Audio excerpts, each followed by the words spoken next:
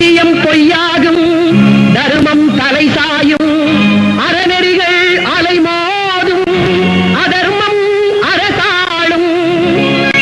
பருவநிலை மாறும், பசுமைக்கு பஞ்சம் வரும், வறுமை சதிராடும், மண்ணுலகே நரகாகும்.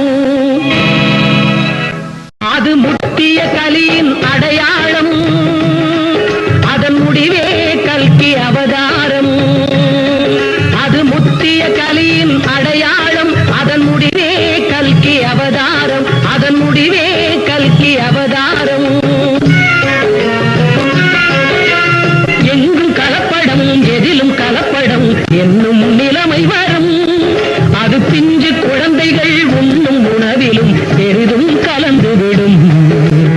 அருந்தும் மருந்தில் நஞ்சை கலக்கி அழகு சிமிழில் அடைத்து மய